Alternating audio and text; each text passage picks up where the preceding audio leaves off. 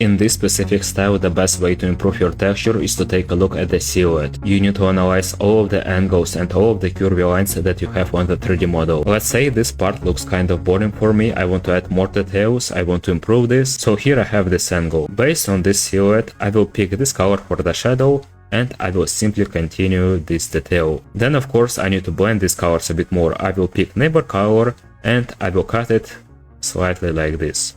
Then we need to pick color for the highlight, and we need to make this damage pop a bit more. It's a small difference, but it will make the texture way more organic. You can also go the other side like this. Let's push it a bit more. And all of the additional details that you add, they need to keep the flow of the object, especially if we talk about big details, like this one. So this sword is actually vertical, and here we kinda have details in this direction.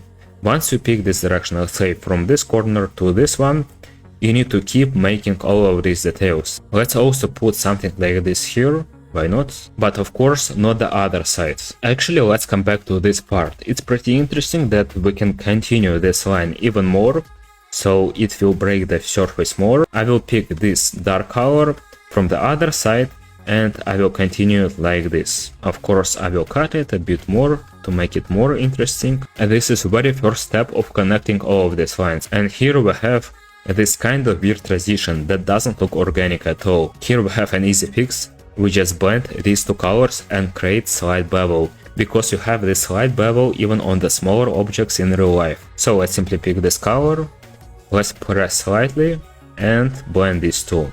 Here we go, it will look way more cooler. But keep in mind, if you have a normal map, you need to keep the flow of the normal map as well. Now it seems way more detailed, but let's actually push it even more. Many people know that we can make our highlights way more interesting. Let's say this one is a highlight and it's pretty straight and boring, so we can pick it and we can make it, let's say, more interesting like this. That's pretty simple, but it's actually pretty interesting that you can make the same stuff for shadows. So to make this part pop a bit more, I will introduce new color, I will pick it, a bit saturated, a bit darker, and I will paint some of these patterns for shadows as well. They can kind of look like a highlights, but of course on other places, like this.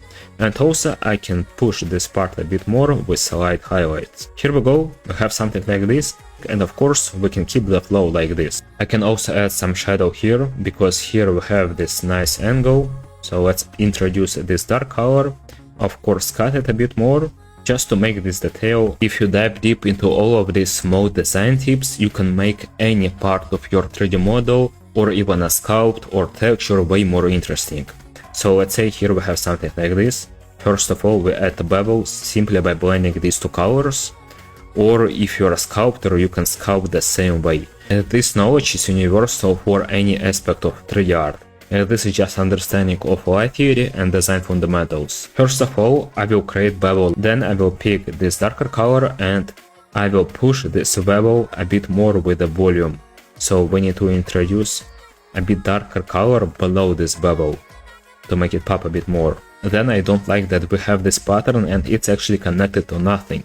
If you have this mistake on texture or 3D model on sculpt, you need to fix it. So we don't need to create a tension like this. Instead of this, we just need to paint, of course, pick color for the highlight, and let's continue.